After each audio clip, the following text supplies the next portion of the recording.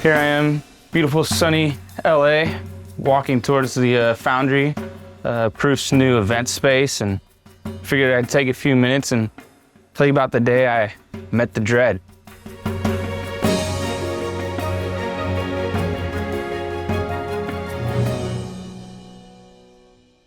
Gotta stroke the beard to be really wise. So about 10 years ago, one of the top animation studios gave me a call and invited me to come in and pitch some ideas. I was pumped. Like, it was a pipe dream that I never thought would actually happen. And I went in, I pitched a bunch of ideas, and we whittled it down to one.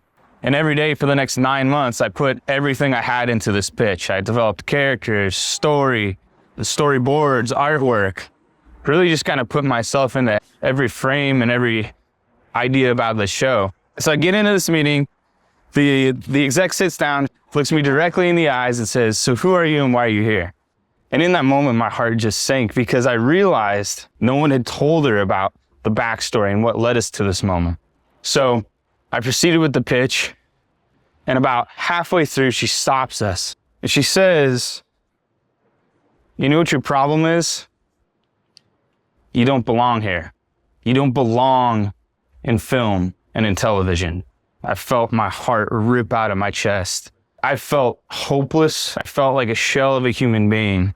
In that moment, those words validated every fear that I had. I walked into that room. I thought that creativity was endless. My ideas were boundless.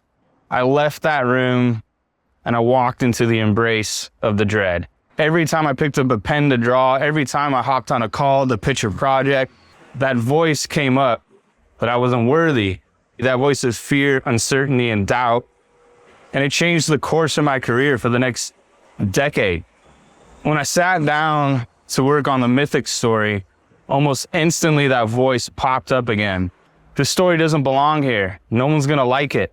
You don't belong here. Moonbirds don't belong here." A quick side story, but something that happened a couple years ago was a little 7-year-old daughter. They were having like a school fair.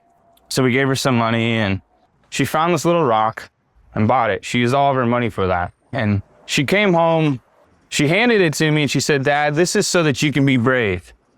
Because she could see how stressed out, full of anxiety I was. This little stone, actually I have it right here. Just this little stone, shaped like a heart. You know, that little $5 rock, it was just a worthless object that had no meaning to anyone. The minute my daughter handed it to me, it became an invaluable object that I hold dear to me.